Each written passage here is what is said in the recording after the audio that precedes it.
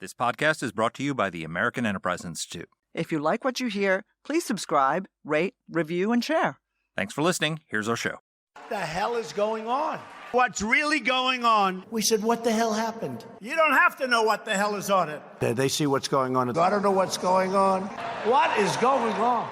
We must find out what is going on.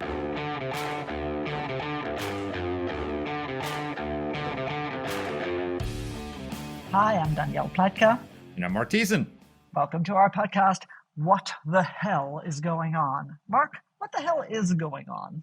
What the hell is going on is Trump has announced a trade deal with China, and it's a placeholder deal because it kicks the can down the road a year, but it's sort of leveled up to the surface some of the contradictions in our trade policy more broadly. We are lowering tariffs on China. Again, this is a one-year deal, so this is not the permanent policy, but we're lowering tariffs on China, but we've simultaneously have raised tariffs on all of the countries to whom we have told our businesses, you should make stuff there instead of China because we're too dependent on China. So we're raising tariffs on all the countries where we've said you need to make stuff there instead of in China because we need to decouple from China on strategic things. So what we're actually doing is creating incentives for businesses to go back to China, as opposed to making them say, "Hey, you should go to Vietnam. Hey, you should go to India. You should go to other places." Now, there's a problem, which is that China gets around our tariffs by transshipping through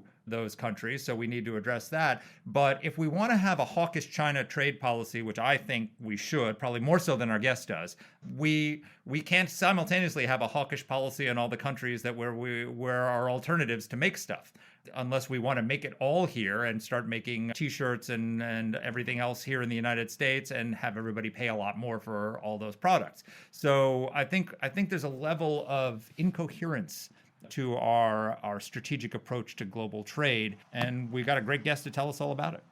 Yeah, no, we do. Look, I really just, I'm no expert on trade policy, although I think never stopped you from opining before, Danny. Good point. Good point. And it never will. What do I know? But we would have a podcast if we only talk about the stuff we're experts on. That's true, too.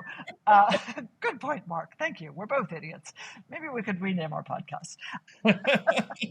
Anyway, but continuing, the thing that Scott, our guest, who I'll introduce in a moment, talks about, he says, look, we can have a policy on this transshipment problem, which is really serious, which is that prior to Trump's sort of weird deals that he's been doing with China, we were getting tough and we looked like we were heading in the direction of actually having a sort of a two-tier policy on China in which we, traded tiki torches and bought crappy shoes and all of the stuff you get on Amazon from China, but that we did not allow them to use cutouts in Vietnam, in India, in Mexico to send us other stuff and use the trade agreements that we had with those countries to take advantage.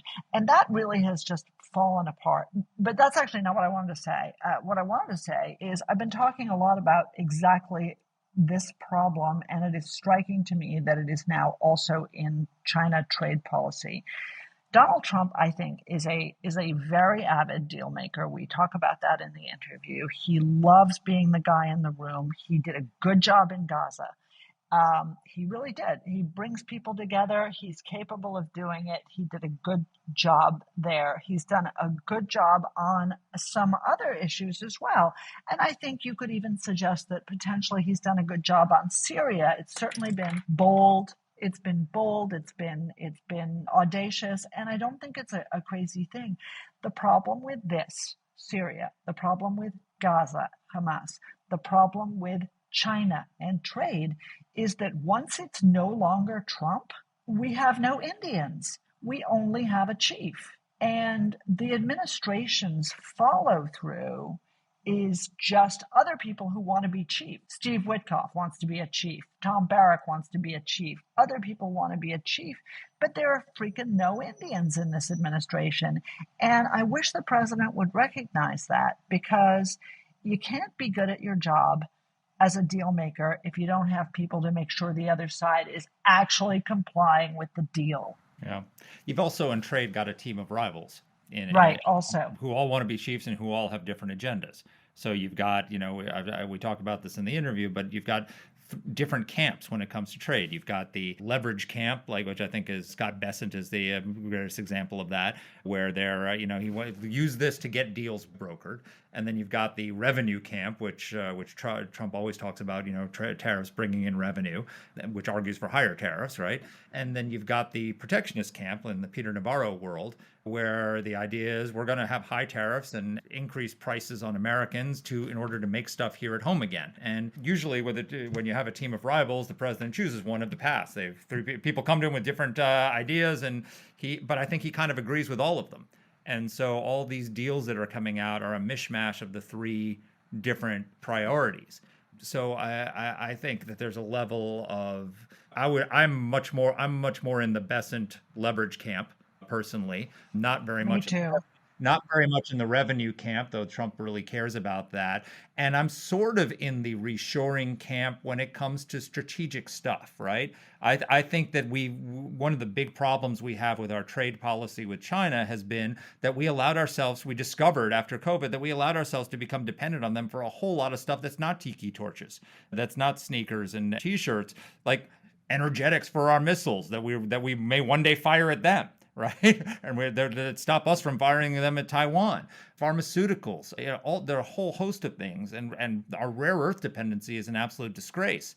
There may be an argument for some of that in certain strategic areas. I could be persuaded that we have an interest in having a domestic steel industry. I think we probably should have a domestic shipping crane industry, when we found out that China makes 90% of them and they put radio towers on them that they can control them from Beijing and shut down our ports in a conflict. There's lots of areas where China has been infiltrating our country, making us dependent.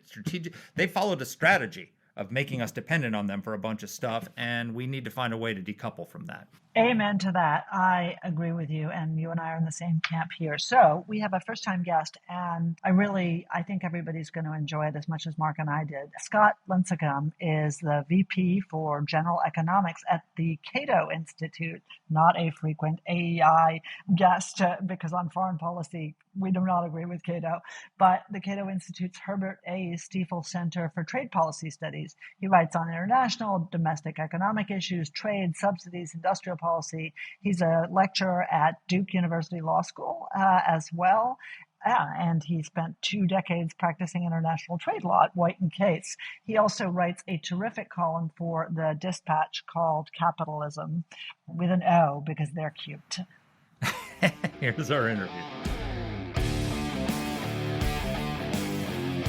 Scott, welcome to the podcast. Oh, thanks for having me. It is our pleasure. So there's a lot of Kremlinology, a lot of deciphering, and let me admit this, a lot of math to be done in understanding Donald Trump's trade policy, but especially his recent trade negotiations with China. You wrote a very good piece kind of laying out the good, the bad, and the ugly. Do that for us again in short, snappy terms for our listeners. Yeah, I think in terms of the good, it's pretty easy. You saw both sides step back from the ledge after several threats. The Chinese threatened to impose really substantial restrictions on rare earth exports, not only from China, but policing other countries' sales of Chinese rare earths, which go into a lot of electronics, electric vehicles, all this stuff.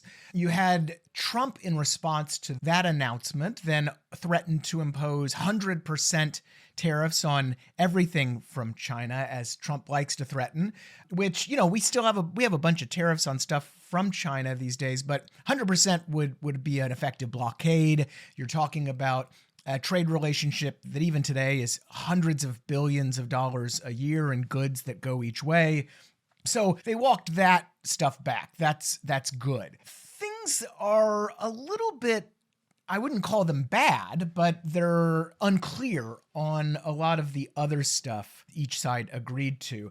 The United States has said that it's going to hold off on certain export controls that it was going to impose on technology and dual-use goods, things that could be used for commercial purposes or military purposes. China agreed that it was going to buy a bunch more soybeans because, of course, soybean exports are always something that is caught up in these trade conflicts. And the Chinese had effectively stopped buying soybeans. Chinese also promised to not discriminate against American companies in the Chinese market, which there had been some rumors of that.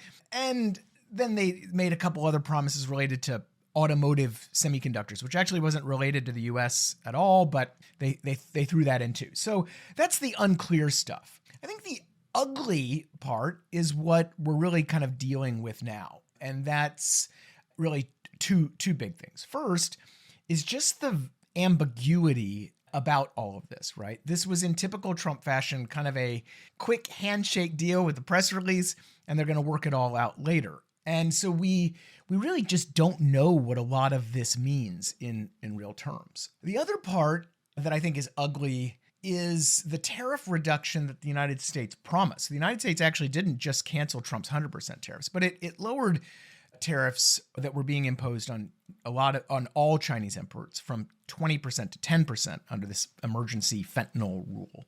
And we have an issue there because everybody else has tariffs too these days. And so it really is kind of giving China a leg up, I think, in a market, not because China did anything great, but because we're slapping tariffs on everybody else. Right. So if I can just follow up for a second, this was one of the most sort of damning things that I think you wrote about. And if you dive in a little bit, it is this issue that because the president has sort of, like he's in Vegas, or I guess more appropriately, Atlantic City, is kind of going from table to table and going, hit me. The tariffs that we have in Asia, including in a lot of countries where our companies have escaped from restrictive Chinese labor practices, from oppressive Chinese regulations, to places like Malaysia and Vietnam. We've got higher tariffs on these guys than we do on the bad guys. Can you just sort of dive into that a little and explain it? Yeah, it's very weird, quite frankly, because, I think reasonable minds can differ about how the United States should treat a lot of imports from China into the U.S. market. I don't think anybody disagrees about military technology and some of these very sensitive goods. I think everybody, even I'm like, fine, whatever, apply tariffs or other restrictions on that. We can start disagreeing about some of the other stuff that's covered, Chinese consumer electronics and then clothing and footwear and the rest. But the issue so that was last time around, though. This time around, things are really fundamentally different because what the United States has done is not only scale back some tariffs on Chinese imports, some of which are now as low as 10%, but it's done that while raising U.S. tariffs on imports from everywhere else in the world, including all of the countries that the United States is encouraging American manufacturers and other manufacturers to move to instead of China. So India, Vietnam, Malaysia, and other Southeast Asian economies like Thailand, these are places that the United States is like, get out of China, go move to these places. And that is good for you. That's good for our, geopolitical strategy and the rest. And now, though, if you look at kind of a side-by-side comparison of certain products, and I did this in my piece, you see that Chinese imports are basically at parity, or in the case of India, far more competitive when you compare the tariffs. So in other words, Chinese tariffs are lower than tariffs on Indian imports of things like, say, footwear, for example. And you're thus actually encouraging manufacturers to stay in China or, in fact, move back there. And that just makes no sense. I mean, again, reasonable minds can differ about certain China tariffs, but nobody can have a coherent China strategy that's actually penalizing China alternative countries more than they're penalizing the Chinese. And I would just add one real quick thing. We actually have some historical precedent of what happens when you change this dynamic, when you do exactly this. Because we used to have a program called the Generalized System of Preferences that eliminated tariffs on imports from developing countries around the world. That program lapsed. And what did manufacturers do, whether American or elsewhere? They went back to China. So we know what's going to happen in these cases. And oddly, this China deal appears to be encouraging it. So instead of a policy of decoupling, we have a policy of recoupling. And that has always been a bit of a misnomer because, the China phase one deal that Trump did in his first term, it locked in some tariffs, but it also encouraged new American investment in China. Because one of the things that China agreed to was to not discriminate against American investment in the U.S. So there's never been really great coherence on this point. But at least on the tariff point, it was pretty coherent, right? You had higher tariffs on Chinese imports, lower tariffs on imports from everybody else. Now it's flipped and nonsensical. Well, the first trade deal was in 2019 before COVID. I think COVID was a world historic event. It woke everybody up in this country to the fact, oh my gosh, we're dependent on them for so many things that we probably should not be dependent on them for. And so the decoupling emphasis was post-COVID, so post the first deal. But it seems like, if the policy is that we should either have the manufacturing of a lot of strategic national security things, might not be the best trade policy, but it's good national security policy to not be dependent on them for pharmaceuticals and for products that are the precursors for pharmaceuticals, not be dependent on them for rare earths, which we've become completely dependent on them for, not be dependent on them for all sorts of different things. This is obviously undermining that policy. So the Trump administration, they're not stupid. Like what is going on? Like why how do you explain the incoherence other than that's sort of how it is? Well, there's two things going on, I think. First is that this time around, the strategy in the Trump administration really is not about China. Even though, as I lead off in my piece, everything is claimed to be about China. If you listen to anyone who's an advocate of the tariffs, if China is not the first word that, in the first sentence out of their mouth, it's certainly in the first paragraph. And this time around, it's really not about China. It's about onshoring and just good old economic nationalism and protectionism. It is about bringing manufacturing back to the United States, so they would say. So boosting manufacturing. Now, again, I would argue we really don't need a thriving American footwear manufacturing industry, but that's a discussion for another time. At least on some strategic goods, you could see potentially that strategy. So I think that's part of it. But I think the other thing that's less discussed is Trump really needed a deal here. And he needed it for two reasons. One, because the Chinese were threatening to exploit certain pain points that China's economy has with respect to rare earths, with respect to soybeans.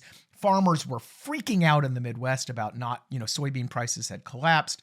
So that was part of it. But the other part actually goes to the Supreme Court, where the administration is actually arguing, or just argued before the Supreme Court, that the tariffs are uniquely effective in securing American foreign policy goals and including lots of trade deals. So for them, there was a lot of pressure to get that done before those oral arguments. And in fact, the China deal came up repeatedly during those oral arguments, which I, being a dork, listened to intently. And so I think that that's also playing in the background here, is that they wanted to have all of these deals, including the big kahuna, which is China. So I think they agreed to make a bad deal. And one that I should note, we still don't know the terms. I mentioned all that ambiguity. Bloomberg today, nobody knows what's going on with rare earth exports. There's still no clue. And we're now weeks later. And, this, I think, gets to, there's another ugly part of this deal, and that is that it is so vague. There's no enforcement mechanisms. We just don't actually know what Trump agreed to, other than, again, this weird tariff dynamic. I have a theory about the Trump administration's trade policy. I'll run it by you. You tell me whether you agree or not. So there seems to be three camps in the Trump administration when it comes to tariffs. The first camp is the let's use tariffs as leverage to get trade deals. The second, and also use it for national security purposes, right? To get Mexico to crack down on the border and other things like that. Second camp is let's use it to get revenue. That we want to bring in revenue, and there's actually an argument for that. I did a column about how, there's a Laffer curve for taxes. There's also probably a Laffer curve for tariffs. That if you have zero tariffs, you get zero revenue. If you have 100% tariffs, you get zero revenue. Somewhere there might be you could make an argument there's an optimal tariff rate where you bring in the most revenue without depressing trade, right? So, fair enough. The third camp is the protectionist camp, which is like we need to reshore manufacturing and bring these industries back, and so we need full-on protectionism in certain industries like that. And if you ask Trump which camp he was in, he'd say yes. Right? Yeah, he's in all those camps, even though they're contradictory to each other to some extent. And so what you're finding with these deals is they're all this weird Frankenstein's monster of all three, right? So the EU deal, there's a baseline tariff of 15%, but then there's zero tariffs on us for a bunch of stuff, and then there's high tariffs on steel and other things like that. And so it's sort of this weird, amalgam of all three of these goals. And in some places, and particularly in China, they contradict each other, and so you get these weird Frankenstein deals. Yeah, I think that's effectively right about the camps. And I'm thrilled to hear you talk about the contradictions, because something that we've been screaming about at Cato for a year now is that you really can't have a tariff that raises a lot of revenue, that protects a lot of companies, and it can be used as leverage in trade deals. Because like you said, if you're allowing a lot of imports, then you're raising a lot of revenue, but you're not protecting domestic industry. If you're using tariffs as a chit in negotiations, well, you have to remove them at some point, right? And that's not going to, again, protect industry. It might not also raise a bunch of revenue. And so they, like you said, they bring up all these things. Besson actually called it at one point his three-legged stool of tariff policy, trying to, I guess, maybe synthesize all three of these things, even though the stool falls over because it, again, only really has two max. But I think the other problem they have is that at the end of the day, my thesis is that Trump just really likes tariffs. He just really likes them. And he likes them, for any reason and all reasons. And his desire to use them and to get deals trumps everything else, no pun intended.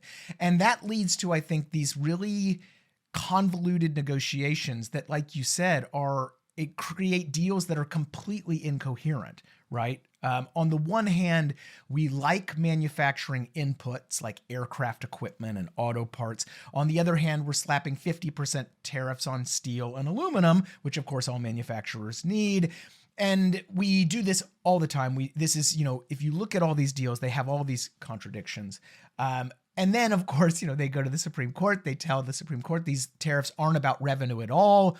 And then the president literally the very next day brags about the trillions in revenue they're bringing in. This is, and I think it goes back to he likes tariffs, he wants deals, and the details are for nerds like me to grouse about, not something that they have the time to figure out. Right. And they're even contradictory, just one more point, Danny, amongst themselves, because if you're looking at it in silos, doing one thing in China, doing one thing in Vietnam, and then all of a sudden you pull back and we're pushing trade to China because our tariffs are bigger on Vietnam than they are on China, when our goal is to not be as dependent on China for stuff. Yeah, and I think you could come up with a somewhat protectionist, at least more protectionist than I like, China strategy that involves the use of tariffs and involves, relatively high tariffs on a lot of stuff from China. But it also involves low tariffs on imports from your closest allies, along with other things like regulatory reform here at home and immigration stuff that, issues there too. But at least on trade, you can come up with a very hawkish China strategy, one that maybe even polices Chinese content that's coming embedded in imports from Mexico or Vietnam, right? You dedicate a lot of resources to getting at that. But we're not doing any of that. I mean, we're just doing these kind of weird blanket tariffs on imports from close allies. Canada being the worst case, but certainly not alone in this regard. And tariffs, again, on China, alternative countries like India and Vietnam. It boggles the mind. Right. So it's funny. I've been struck by certain themes in the Trump administration recently. My normal area of business is the Middle East. And some years ago, Fred Kagan and I did a big report on Iranian soft power. And one of the things that the Iranians like to do is something that the Chinese actually also like to do, which is to announce really, really big deals, right? And to do it in a sort of, almost like these comedic farces, and now $400 billion trade agreement, right? And of course, when it was Iran, the answer was, well, the same line we always use, which is Iran, well, everybody in the Middle East will agree to sell you their grandmother, only the Iranians won't deliver her. Right. And now what we seem to have is a very similar phenomenon in which Trump secures these commitments, including from non-Chinese, but also from the Chinese government. And then it's not just that there's no follow-through, there's no verification. Right, so right. we will be, company X will put $6 billion into Arkansas. 3 years later, company X has, rented a storage room, a storage locker in Arkansas, and there's never that disconnect. Is this a widespread phenomenon? Just talk a little bit about this problem. Yeah, it really is it's a huge problem for a lot of these investment commitments and these deals. And it's something I talked about in my recent piece, but it's something that I hit on years ago, also in the Dispatch when talking about that phase one deal with China back in 2019, 2020, is there really doesn't seem to be, at least publicly, an understanding among Trump's team about why trade agreements actually work. And trade agreements traditionally work because both sides have skin in the game. Both sides want the deal to work. The World Trade Organization and all of our other agreements, they actually do result in a dramatic increase in trade and investment, just as planned. The governments don't actually cheat too much. Everybody cheats a little bit. Politics, these are, run by politics. These deals are managed by politicians after all. But in general, these things work because both sides really value the deal and they voluntarily comply with the vast majority of the deal's terms because they want the deal to stay in place. But Trump's deals are very one-sided. And they're also very short and ambiguous. And when you have a one-sided deal that's very short and ambiguous, it gives the other side, the party on the losing end, so to speak, a massive incentive to not comply. There's just the only threat is that down the road somewhere, Trump's going to wake up and realize that the deal is not being, applied correctly and they're not complying and it's going to suddenly slap more tariffs. But again, maybe Trump's out of office. Maybe he's moved on to other things. He does have a penchant for doing that. And so there's just a massive incentive baked into these deals for parties to defect, for the other parties to defect. And that's exactly what China did with the phase one deal. The phase one deal, China did not comply with its purchase commitments. They did not comply with a lot of the other terms because who cares, right? If the deal goes away, they didn't like the deal. So if it goes away, big deal.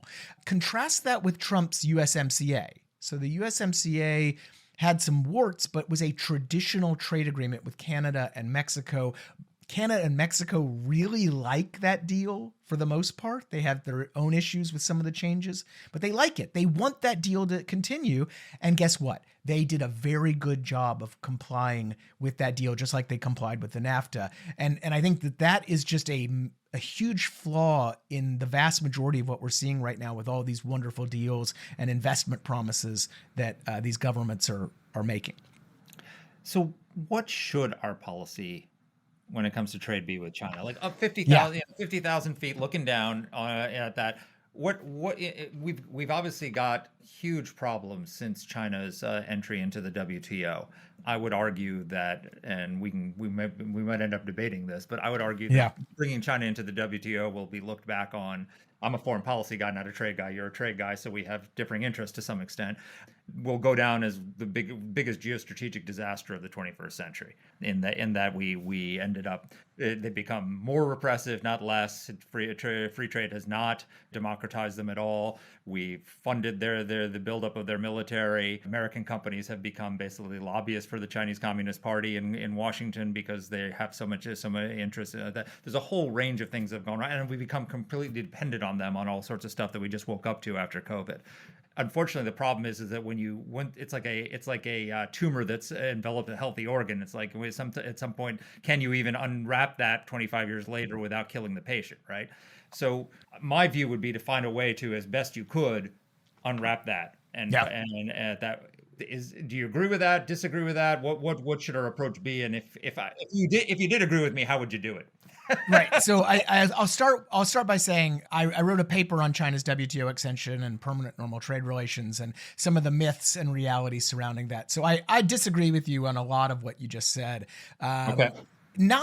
Not actually in some of the harms, but instead on, I think it's always important to consider U.S.-China policy in the realistic alternatives at the time the policy was being made. And if you look back at China in the 1990s and what was going on at the WTO, if you look at the deal the United States got, it's hard to say that it was a bad deal back then. It was probably the smartest thing we could do, because who wants a 1.4 billion person nuclear armed North Korea that's isolated that much from the global trading system? But that aside, I'm going to grant your premise for now, okay, and give you what I think is an actually reasonable China strategy that I think is actually pretty hawkish.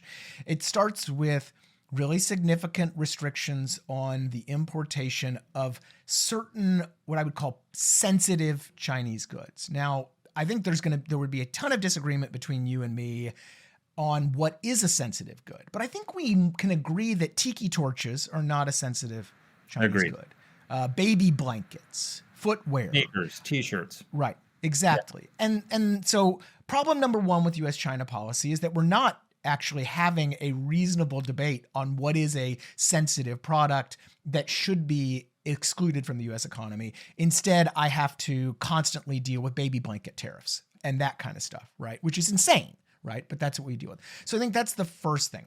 The second is really free trade with everybody else, to create a global industrial base of like-minded nations that can counter the kind of Chinese industrial behemoth, right? We had this thing called the Trans-Pacific Partnership that started under Bush, was continued under Obama, and had as one of its goals this idea of creating a global counterweight to China's geopolitical and economic gravity in the Asia-Pacific region. Trump, of course, abandoned that.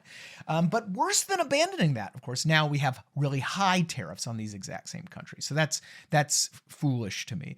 The third thing is immigration, man. I mean, I think we should be, and I say this as even whether as a hawk or as me, the idea that we are not welcoming the brightest and smartest Chinese individuals that can not only help American companies, but of course, kind of a brain drain for China. These are people who don't want to be in China. This seems like a no-brainer also, as both for hawkish reasons, but just smart economic and human rights reasons as well. I think that's a part. And then finally, we really need to always remember that there's a lot of things that have nothing to do with trade policy. And there is tax policy, there is regulatory policy, there is antitrust policy. I mean, during the Biden years, they were kneecapping our tech champions via antitrust actions. Trump's doing a little of that too. So these are all things that I think you could do and be quite hawkish on China, and we're not doing. Right. And then throw in the kind of stuff that's usual U.S. law, like slave labor, of course. Products made with slave labor should be banned.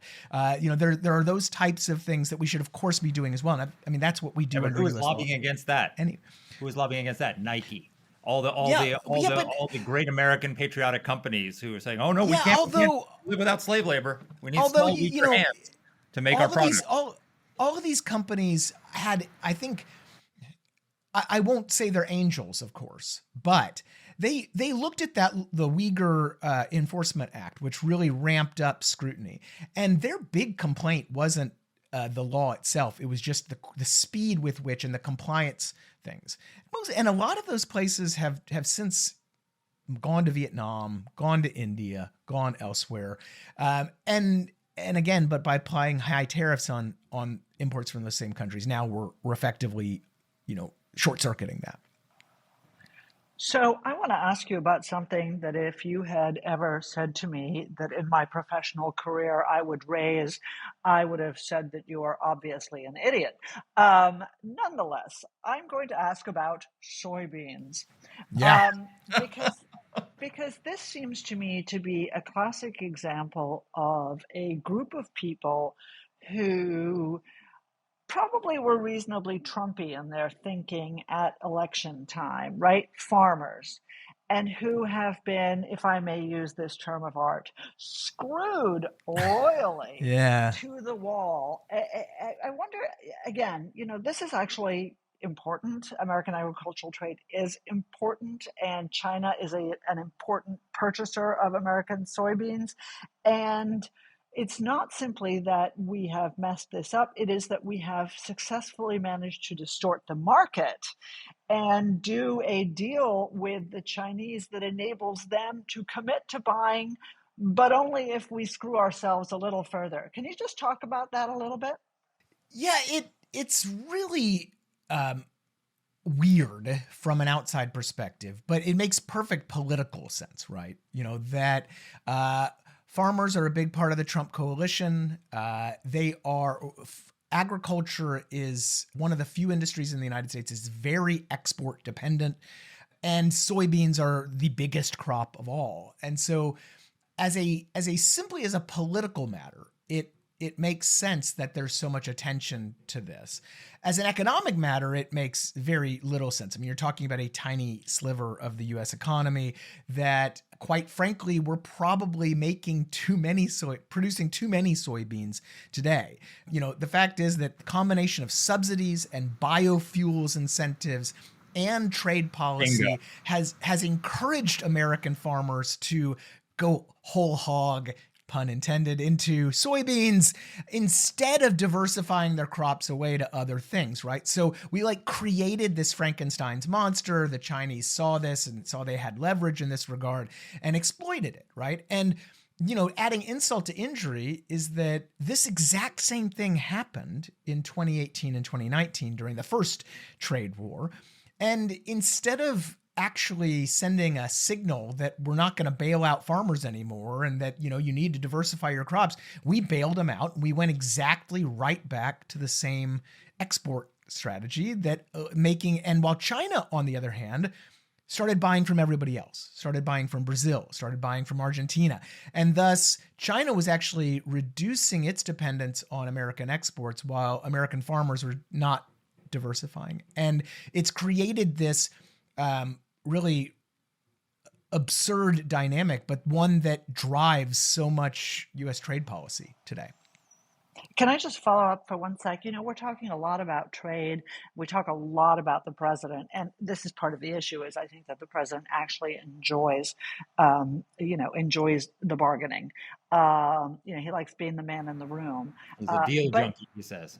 Yeah, he is a deal junkie. But here's my question. I just had to look up who USTR is, the U.S. Trade Representative. I'm not kidding. I know who the Commerce Secretary is. I know the president doesn't think that much of him. I know the Treasury Secretary. Who is USTR, and what are they doing? Jamison Greer. Jamison Greer is great. Yeah. Okay. So Greer is a protege of Robert Lighthizer, the former USTR. But he's been basically relegated to sort of backbencher status because Trump is the trade negotiator in chief, not Jamison Greer. And so Greer is left to kind of clean up after Trump goes into a room, does a bunch of handshakes, and then Greer's out there trying to actually implement this stuff. A capable technician, trade lawyer guy, but he's just not. He's not the man, and the man is Trump. And so it puts Greer in a rather, it's pretty funny, but a rough position where whatever Trump agrees to, he has to then finalize and come up with some sort of intellectual justification for, which, as we've already discussed, is sometimes rather brutal given a lot of the incoherence in this stuff. Well, I think that's probably true of any policy, because if Yes. Donald Trump, that's true of foreign policy. That's true of, Yeah. you name the policy. He's the chief negotiator, and everybody else is trying to manage it. Reverse engineer policy. Yeah, well, in a lot of areas, it's pretty good. But here's the question I want to ask you. So the biggest issue with China, I think we have, is our complete and total and utter dependence on them for rare earths and minerals, and rare earth minerals like that. My personal view is that the problem is, it's like they say in the drug trial, that it's the demand side as well as the supply side, right? Like this whole insane climate, miasma of insanity we're shifting our entire economy from something that we have in plenty here in the United States, and we've actually secured, become an energy superpower thanks to fracking, and we're going to get rid of that. And we're going to make our economy run on something that we're dependent on our adversary for, which is rare earths and minerals and batteries and electricity. How do we, putting aside the idea of the step one, stop trying to make everything with batteries and make our cars go and everything else, and stop the climate insanity on our end, but how do we extricate ourselves from our dependence on our enemy for the thing that we're going to make our economy run increasingly over the coming decades?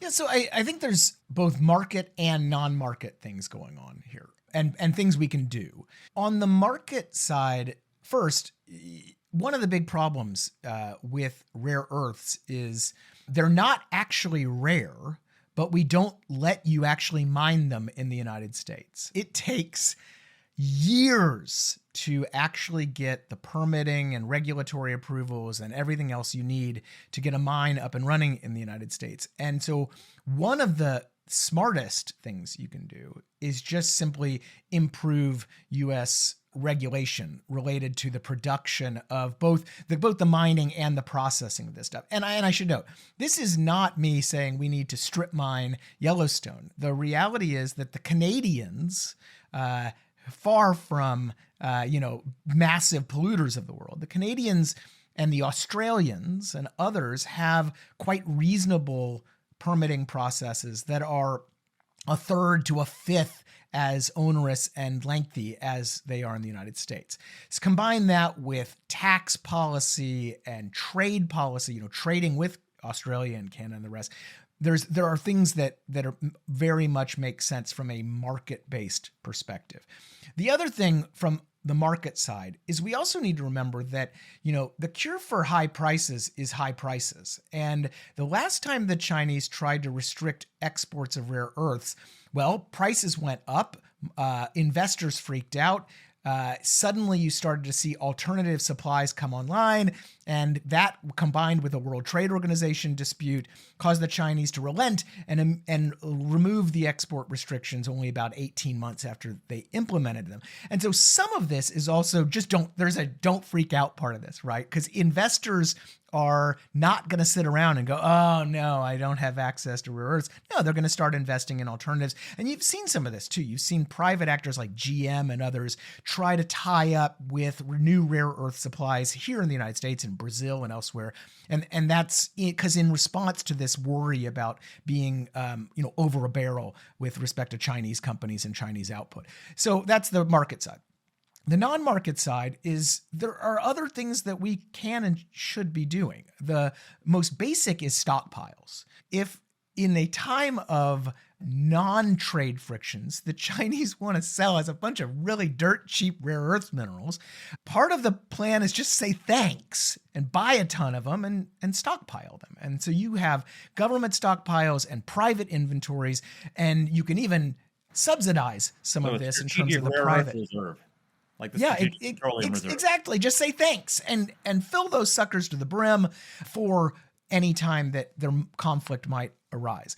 And then the other, I think, obvious one here is there is a place for government subsidies and contracts. Now, I hate what the Trump administration is doing, actually investing in these companies, because that creates all sorts of economic and political economy things that my libertarian spidey senses start really tingling on all this stuff.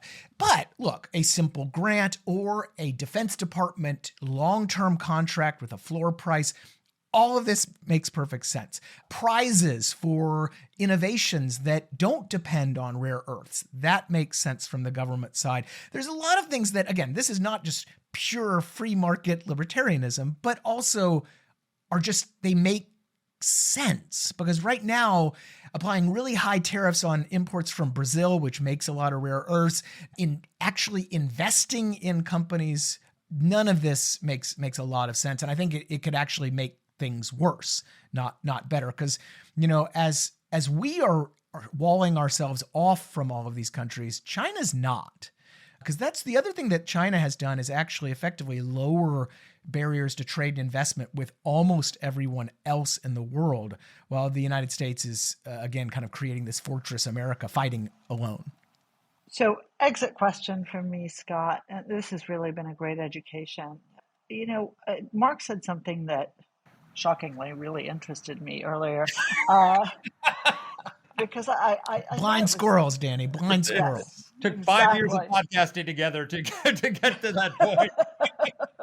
So what he said was, if I can put it a little bit more sharply, that after COVID, we seemed to really get it, right? We suddenly understood what the cost was of being hyper dependent and allowing China to be a single point of failure on antibiotics, on PPE, on a variety of other things, rare earths certainly being one of them, energetics, which power our missiles as well, and stuff like that. Stuff that isn't shoes and t-shirts and tiki torches. And actually, that was not a conclusion that was come to more broadly by the governing classes, either on the left or the right. Derek Scissors thinks that, and that's one of the reasons why I hired him when I did. But actually, this hasn't caught on, and not only that, we're not moving in that direction. We're not friendshoring. We're not creating a new COCOM. We're not doing this even in a way that a libertarian could approve of strategically. Do you, how optimistic / pessimistic do you feel? Because China is the same, if not worse, than it was at that point. It's not like Xi Jinping is suddenly, gone and Thomas Jefferson's taking over. Is this going to happen, or are we just doomed? Easy question, Scott. Well, I'll give you the pessimistic and the optimistic. The pessimistic is, look, you're still dealing with politicians, and our political class is not very good at learning lessons, and they don't like economics. And I don't see a lot of hope, especially in a 50-50 nation where policy seems to flip every 2, 4, or 6 years. I don't have a lot of confidence in our political class figuring this out. There are exceptions to that, certainly in, say, the defense sphere, but I think overall I'm not confident that we're gonna get great policy anytime soon. But I'll give you the more optimistic part. The more optimistic part is that China's economy itself is in some pretty big trouble.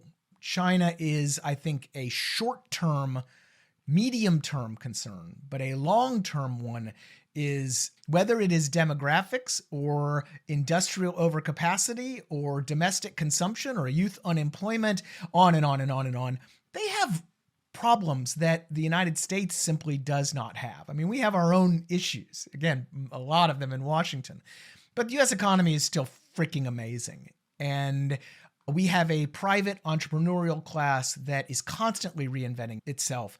And whether that is in tech or defense or whatever, I'm pretty optimistic in that regard. And you even see, again, investors regardless of what the government is doing, moving to handle some of the things that we learned in the pandemic. Now, I would caution, I think maybe we overlearned the resiliency issue because you don't want to put all your eggs in one basket and end up with a baby formula situation where a single factory closure in the US, collapses the whole supply chain. So you want to be smart about how you're diversifying, not just completely onshoring. But that being said, good, fluid, massive capital markets are pretty dang powerful. And that combined with the rest of our economic strengths, I think over the long term, it's going to be fine. So I've got two exit questions, and the bombshell I'll leave for the end.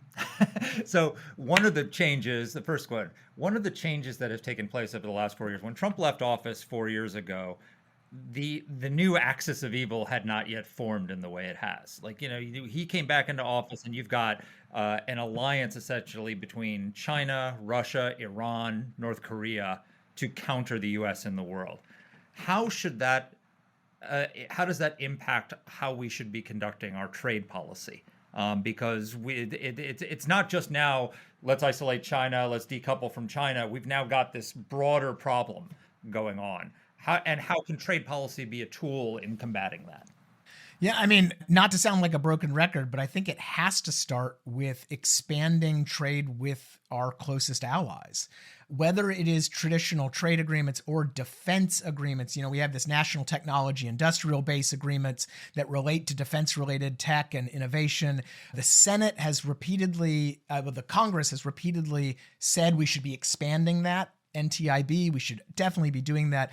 And that's, I think, the obvious starting point, is getting back to thinking about the defense industrial base is not just the United States. It's the United States and Canada and parts of Europe and maybe in Argentina, right? It's much bigger than just the contiguous 48. And that's just the biggest no-brainer of them all, because time and time again, since 2018, when problems in the US market occur, you scratch beneath the surface and you find some dumb trade restriction that's preventing markets from adjusting and making things easier. And we got to get those barriers out of the way. Some of them, by the way, I should note, are not Trump barriers. Some of these things long predate Trump. Some of them then Biden added himself. That seems to be just a no-brainer starting point. All right, now here's the bombshell question, which you can Rumsfeld. When I worked for Don Rumsfeld in the Pentagon, he always used to say, "I'll answer the questions I like and reply to the ones I don't." So you can choose to answer or reply depending on how you feel. So we've had this big controversy in the last week over Tucker Carlson's interview with Nick Fuentes, right? And a huge explosion of controversy within the conservative coalition, the right coalition. And one of the things that it's let up to the surface is this rise of the post-liberal right, who are sort of defending this, right? And they've become very hostile to Reagan. So these people hate Reagan. The 80s are long gone. And what we had in the 80s was a coalition which was called fusionism, right? Which was the libertarians in alliance with the more traditional conservatives and the evangelical right, and it was a fusionist coalition. They explicitly reject fusionism, and they explicitly reject classical liberalism. They've sort of embraced this is like critical theory on the right, where it's all about power dynamics, it's all about that, and it's opened up this whole hornet's nest. How, as someone coming from the libertarian side of the fusionism, I assume that's where we'd find you, right? The fusionist coalition.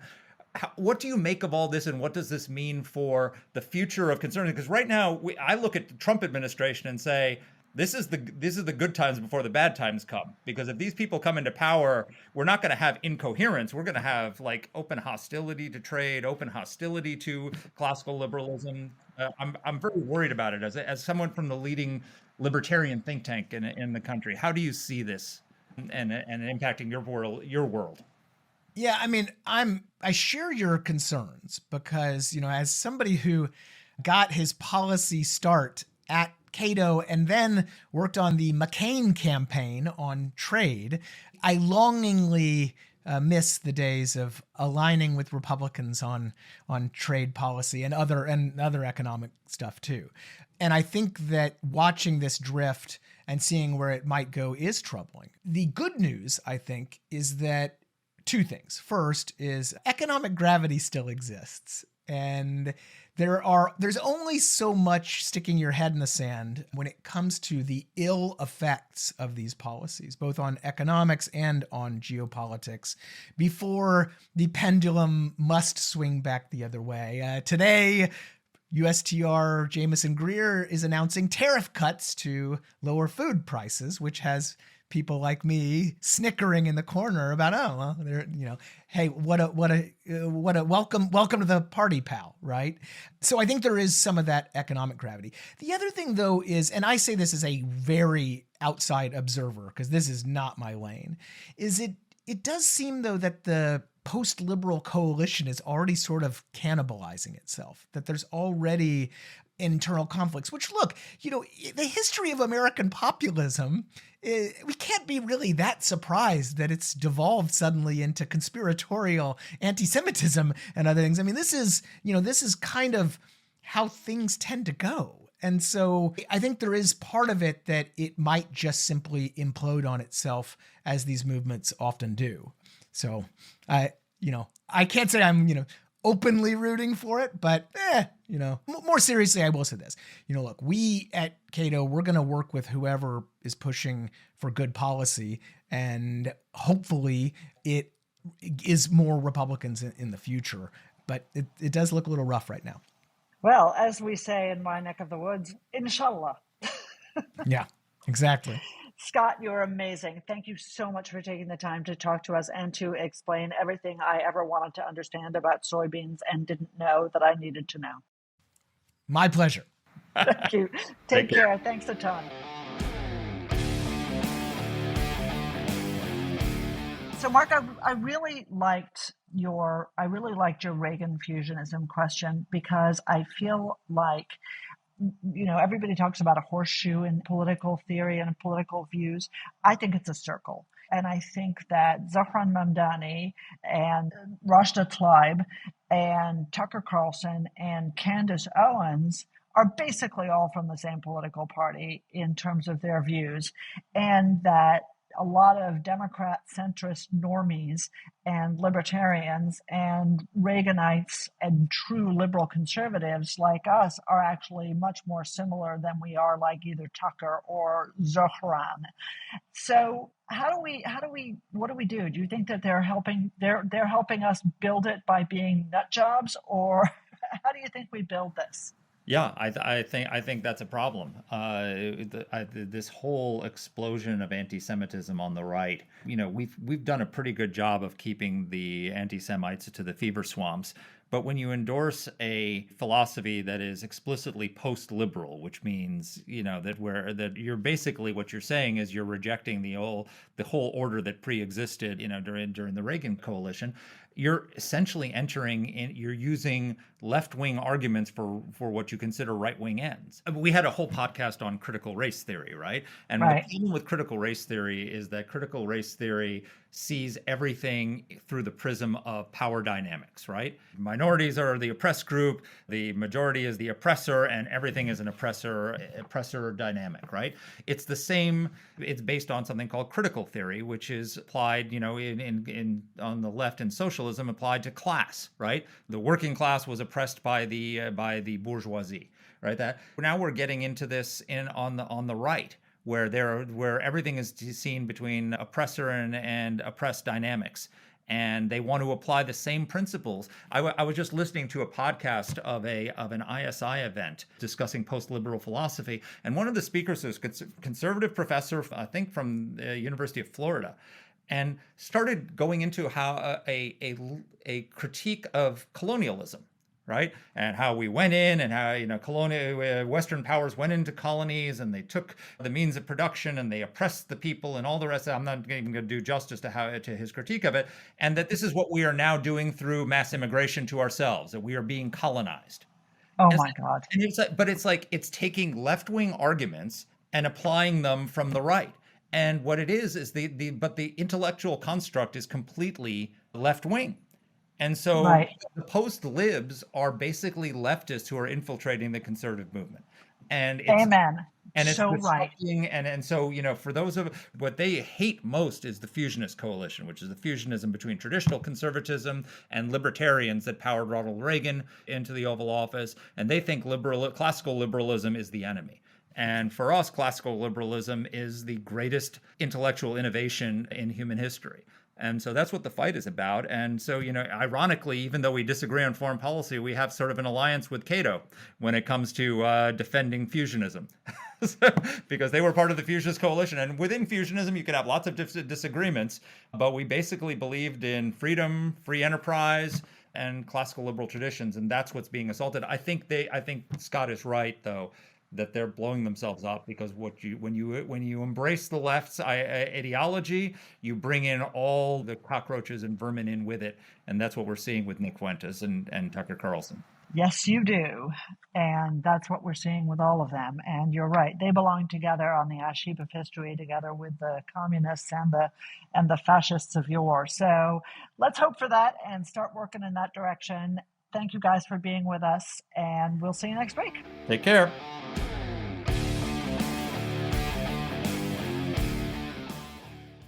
Let us know what topics you'd like us to cover. You can get in touch with the show by emailing us at whatthehell@aei.org. Or you can reach us on Twitter. I'm at @dpletka. And I'm at Mark Thiessen. That's Mark with a C. Please rate and review the podcast.